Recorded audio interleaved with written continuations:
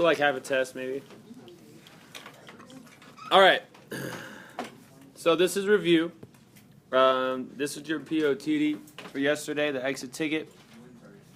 Now there's two ways for you to do this. I'm going to do the way you probably did it. We have log of 3 times 3. Because there's multiplication inside of the log, you would expand that into two different logs to say log of 3 plus log of 3. You could actually simplify that to say 2 log of 3 because there's two of them. But I would just probably use this right there and then look at my table. The table says when you plug in a 3 to a log, you get 0.4771. So you have 0.4771 plus 0.4771, and then we get 24159.0. So there's your answer, 0.9542. The other way to do this problem is to, instead of writing 3 times 3, you can write log of 3 squared. And do you guys remember from yesterday what that squared can do? This squared right here can drop down to there. So then you would have 2 log of 3, which actually is the same exact thing as that. So, two different ways to look at it. You choose the one you like. Also yesterday, do you guys remember what we did with these guys? Yeah. Now I'm going to do an extra step here that you probably didn't do. But I'm going to do this extra step just to try to reinforce something. I can rewrite this as log of 15 raised to the negative 1. You guys remember, like, whenever you have something on the bottom of a fraction, if you put it on the top, you change the exponent to a negative? Well, that 15 has a positive 1 on it, and so if I put him on the top, he's going to be 15 to the negative 1. And what can we do with that negative 1? Whenever you have an exponent inside of a log, we can take that exponent and drop them out in front and multiply them to the log. So some of you guys, here, we have a negative log of 15. Now some of you guys might have actually skipped this thing and just went this straight to this, which I'm down with. That's what we looked at yesterday when that was the last table that we did.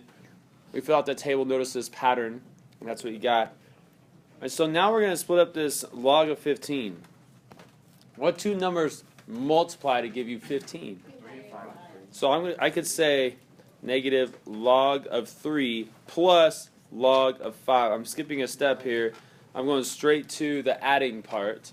Up here I wrote the multiplication first and showed you guys how we split it up. I'm going straight to the splitting up part. Now I go log of 3 plus log of 5. Log of 3 is 0.4771. Log of 5 is right over here, 0.6990. I add those dudes up. I get 1, 6, 1, 7, 1, 1, 1. And then we have, whoop, extra. No, that's supposed to be a 1. Decimal 1. Okay, there we go. And then we put the negative on it when we're done because the negative's chilling right there. So that's your answer. Negative 1.1261. All right, the last one before we get to that wordy problem right there is this. So think of scientific notation when you have dudes like this. We can change this to log of 45 times 10 to the third power. Okay, that looks like scientific notation, right? Except the decimal isn't between the 4 and the 5. I'm keeping the decimal at the end of the 45 so I don't have to worry about a decimal. Now, I look over here and I don't see a 45 right here. I have log of 45 plus log of 10 to the third. Now, some of you guys don't even write log of 10 to the third because you guys know what this is. What is log of 10 to the third? It is 3. Yes, very much. Thank you. All right, so 45, how can we split up that 45? You probably thought 9 and 5, right? Right? But wait a second. We got a 5, but no 9. Oh, snap. If we have no 9, what can we do? You can get the 9 from over there. From the first problem. Oh, we can get the 9 from this problem. Very intelligente. Oh, very nice. Now, if this first problem was not here, what you can do instead is you can split up that 9. See, if I had 45, I can go 5 times 9, and then 9 can be split up with 2 3s. And do I have 3s right here? 3 times 5 times 3. Yeah, or, 3 times 5 times 3 is good, or 3 times 3 times 5, whichever one you like. So I'm going to go down here now to finish this problem. We got log of 3 times 3 times 5. That would give me 45, right? And then I have a 3 right there because you guys know that log of 10 to the third is 3. Now I can split this dude up. Log of 3 plus log of 3 plus log of 5. Are there different ways to do this? Yes. Now I have 3.000. That's this guy. And now let's do the log of 3s. We have 2 of them. That's 0.4771. 0.4771. 2 log 3s. And then what's my log 5? Log 5, right there, 0.6990. Alright, so then I add all those up. I get 2. That's 14, 23. Put my 2 up here. And then I get 11 plus 14. That's 25. I hope I'm not doing math wrong here. Let's see, we got 4.2532. We all in agreement? Okay, so someone has asked, how do you know so quickly that log of 10 to the third is 3? Well, let's remind ourselves what this says. A log with no base is log base 10. We don't write to 10 because this is a common log, so we don't have to write to 10. This is saying, what power of 10 gives me this? What power of 10 gives me 10 to the third? And now it's obvious. It has to be 3. You see this? Yeah. Yeah. So, and when you do this a lot, you start thinking, hey, this one has a base 10, and this has a base 10. These cancel each other out. That's what you start thinking later on down the road. But this is the concept behind it. Thank you for finding that mistake.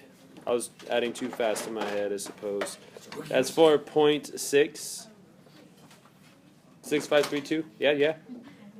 Even though you've never seen a problem like this before, you should be able to do it because it's related to your concept that you're working on. Here, check this out. It says, suppose that k is an integer and a is a positive real number. Now that's like, mathematically that's stuff and that's important to know, but it's not that important in terms of like what you have to do to find the answer. So I guess I could cross this out. This last thing says, and you know the value of log of a. Explain how to find the value of that. Well, even if you had no clue what to do, if you think about the concept that we're working with, if you have multiplication inside of a log, do you guys know what to do with that? Yeah, you change it to add. So you have log of 10 to the k plus log of a squared. And then you can simplify that. You guys know what that would be? K. It would just be k. Plus 2. Plus, now, what do you do with an exponent that's inside of a log? You take this guy, put him out in front. So now you have 2 log of a. Now, if I knew what log of a was, I'd be able to solve this. All right. So basically, Now, find log of 10 and 8. Yeah, I'm boxing this like it's the answer, but you would explain how to do it. To explain this, you would say, you would use a law of logarithms to write this like this, and then you would have just k, which is the integer that we were talking about earlier, and then you would have this power, which is a 2 multiplied the log a. So then you just have to multiply 2 times the log a, which it tells you would know the value of.